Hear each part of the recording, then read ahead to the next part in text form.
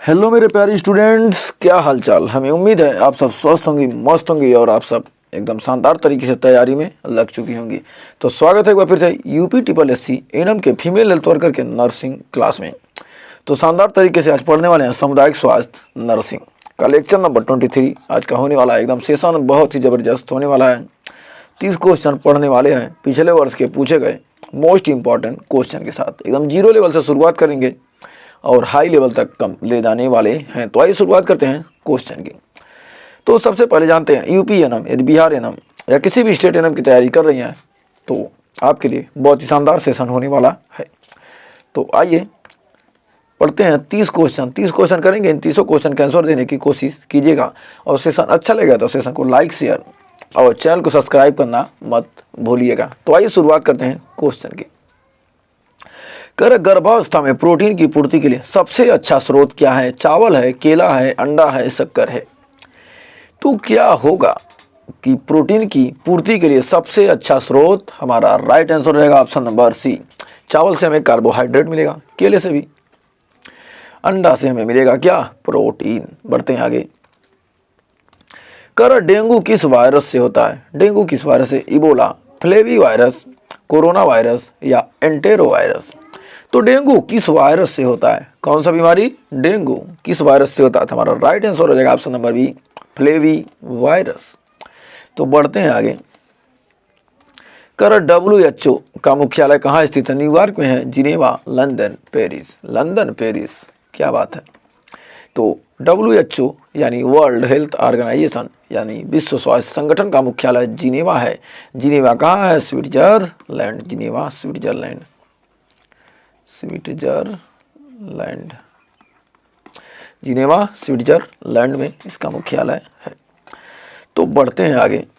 कह रहा है विटामिन ए की कमी से कौन सी बीमारी होती है? रात का अंधापन, रिकेट्स, स्कर्वी, बेरी। तो कह रहा है विटामिन ए की कमी से होने वाला रोग क्या है? रतौंधी, उसी को कहते हैं रात का अंधापन यानी रात में मत न दिखना। तो रिकेट्स किस बीमारी की कमी से? Vitamin D. तो स्कर्वी के लिए और बेरी के लिए हमें कमेंट में क्या चाहिए आंसर? स्कर्वी रोग किस विटामिन की कमी से होता है और बेरी किस विटामिन की कमी से होता है। तो बढ़ते हैं आगे। जन्म के बाद नवजात को कितने समय में स्तनपान कराना चाहिए? 12 घंटे, 6 घंटे, 1 घंटा, 24 घंटा।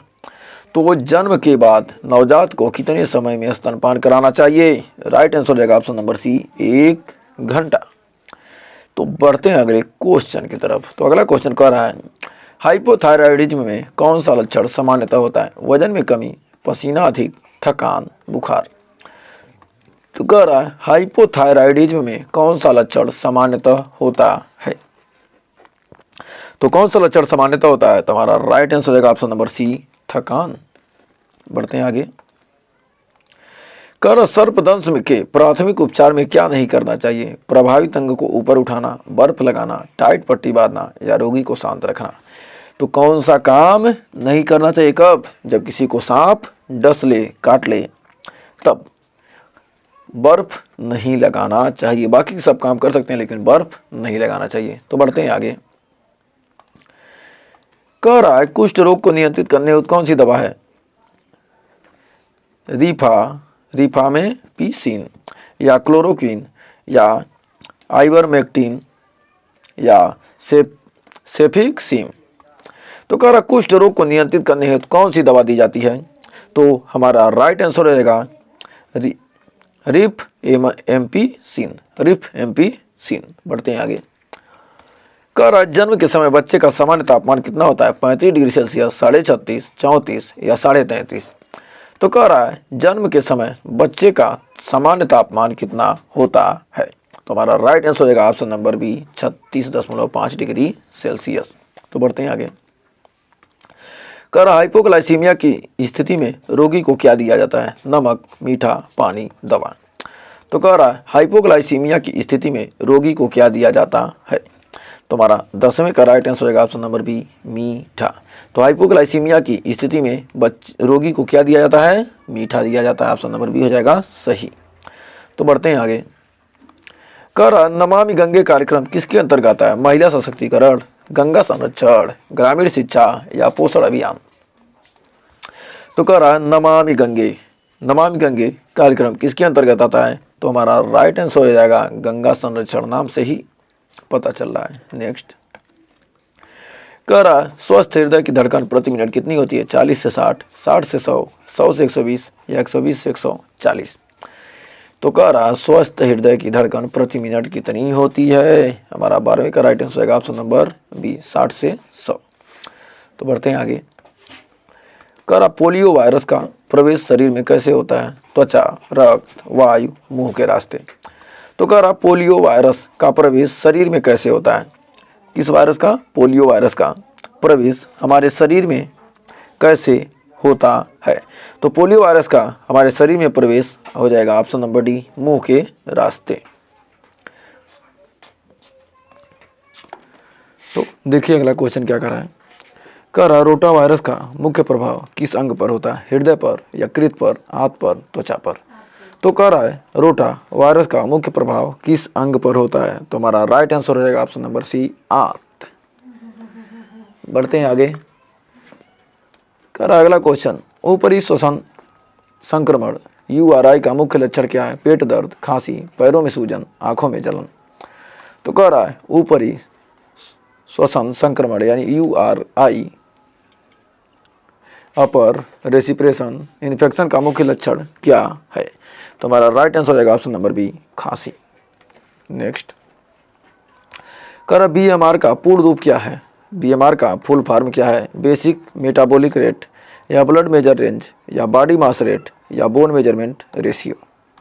तो कह रहा है BMR का फुल फॉर्म क्या है? तो BMR का फुल फॉर्म है basic metabolic rate, basic metabolic rate. Next कह रहा रक्त में ऑक्सीजन ले जाने के लिए जिम्मेदार तत्व कौन सा है? Platelets, glucose, haemoglobin, albumin. तो कह रहा रक्त में ऑक्सीजन को कौन ले जाता है? तो हमारा राइट आंसर हो जाएगा हीमोग्लोबिन। बढ़ते हैं आगे। कह रहा सफाई कर्मचारी को कौन सा टीका अनिवार्य रूप से लगाया जाना चाहिए? TT, DPT, हेपेटाइटिस बी या OPV। तो सफाई कर्मचारी को कौन सा टीका अनिवार्य रूप से लगाया जाना चाहिए? तो हमारा राइट आंसर हो जाएगा option number C, hepatitis B. बढ़ते हैं आगे। कर रक्तदान के लिए न्यूनतम हीमोग्लोबिन स्तर क्या होना चाहिए? महिलाओं में 8 ग्राम पर DL, 10 ग्राम पर DL या 12.5 ग्राम पर DL या 14 ग्राम पर DL। तो कह रहा है रक्तदान के लिए न्यूनतम हीमोग्लोबिन स्तर क्या होना चाहिए? तो हमारा राइट आंसर होगा 12.5 ग्राम पर DL। ऑप्शन नंबर सी हो जाएगा सही। बढ़ते हैं आगे। कर बाल विकास सेवा परियोजना की शुरुआत कब हुई? 1975, 1985 या 1990 या 1995। तो कह रहा है बाल विकास सेवा परियोजना की शुरुआत कब हुई? तो हमारा ऑप्शन नंबर ए हो जाएगा सही, 1975। तो 1975 में बाल विकास परियोजना की शुरुआत हुई थी। तो बढ़ते हैं आगे। कर गर्भधारण की पुष्टि के लिए कौन सा हार्मोन जांचा जाता है? LH, FSH, HCG या एस्ट्रोजन। तो गर्भधारण की पुष्टि के लिए कौन सा हार्मोन जांचा जाता है? तो कौन सा हार्मोन जांचा जाता है? तो हमारा ऑप्शन नंबर सी हो जाएगा HCG। बढ़ते हैं आगे। कर आशा कार्यकर्ता को प्रोत्साहन राशि कब दी जाती है? हर महीने, हर वर्ष, सेवा के अनुसार या केस आधारित कार्य पर। तो आशा कार्यकर्ता को प्रोत्साहन राशि कब दी जाती है? तो हमारा राइट आंसर होगा ऑप्शन नंबर डी, केस आधारित कार्य पर। तो बढ़ते हैं आगे। कर ठोस अपशिष्ट प्रबंधन नियम कब अधिसूचित किए गए? 2000, 2010 में, 2016 में या 2020 में। तो कह रहा ठोस अपशिष्ट प्रबंधन नियम कब अधिसूचित किए गए? तो हमारा 23 का राइट आंसर होगा ऑप्शन नंबर सी, 2016 में। तो बढ़ते हैं आगे। कर स्तनपान में सबसे पहले कौन सा दूध निकलता है? Trans milk, colostrum, milk, mid milk या एंड मिल्क। तो कह रहा है क्या? कह रहा है स्तनपान में सबसे पहले कौन सा दूध निकलता है? तो हमारा राइट आंसर हो जाएगा ऑप्शन नंबर बी, कोलोस्ट्रम। तो right answer option number B हो जाएगा कोलोस्ट्रम। तो बढ़ते हैं आगे। कह रहा है भारत सरकार द्वारा मिशन इंद्रधनुष किस उद्देश्य से शुरू किया गया? पोषण, टीकाकरण, बालिका शिक्षा या मातृत्व स्वास्थ्य। तो भारत सरकार द्वारा मिशन इंद्रधनुष किस उद्देश्य से शुरू किया गया? तो हमारा 25 का राइट आंसर है ऑप्शन नंबर बी, टीकाकरण। बढ़ते हैं आगे। कह रहा है सामान्य वयस्क की श्वसन दर कितनी होनी चाहिए? 8 से 10 पर मिनट, 10 से 12 पर मिनट, या 12 से 20 पर मिनट, या 20 से 30 पर मिनट। तो कह रहा सामान्य वयस्क की श्वसन दर कितनी होनी चाहिए? 12 से 20 पर मिनट। बढ़ते हैं आगे। अगला क्वेश्चन कह रहा है एक महिला को प्रसव के बाद तुरंत कौन सी जांच की जाती है? रक्तचाप, हड्डी का घनत्व, थायराइड, या वजन। तो कह रहा एक महिला को प्रसव के बाद तुरंत कौन सी जांच की जाती है?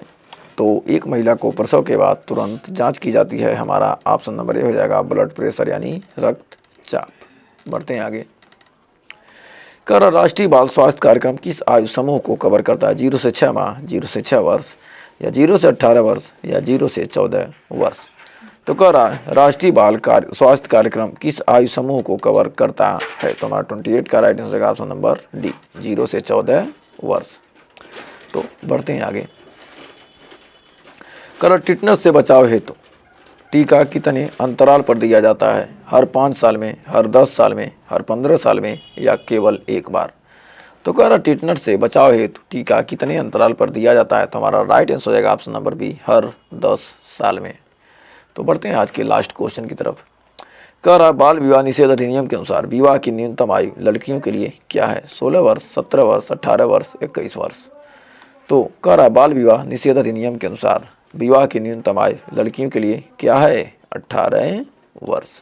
तो हमें उम्मीद है ये 30 क्वेश्चन आपको अच्छे से क्लियर हो गए होंगे। तो 30 में आपने कितने क्वेश्चन सही किए हमें कमेंट में ज़रूर बताइएगा। और सेशन अच्छा लगा तो सेशन को लाइक, शेयर और चैनल को अभी तक सब्सक्राइब नहीं किया तो सब्सक्राइब कर लीजिए, क्योंकि 78% लोगों ने अभी तक सब्सक्राइब नहीं किया, मात्र 22% लोगों ने सब्सक्राइब किया। ऐसा क्यों है? तो इसको कम से कम 50-50 तो कर ही सकते हैं। तो जल्दी से चैनल को सब्सक्राइब कीजिए, वीडियो को लाइक कीजिए, शेयर कीजिए, कमेंट कीजिए। तो आज के लिए बस इतना ही। और ज़्यादा वीडियो देखना चाहते हैं तो प्लेलिस्ट में एक बार ज़रूर विजिट कीजिए, वहाँ पर बहुत सारे कंटेंट आपको मिल जाएंगे। तो आज के लिए बस इतना ही, मिलते हैं नेक्स्ट वीडियो में, तब तक के लिए टेक केयर।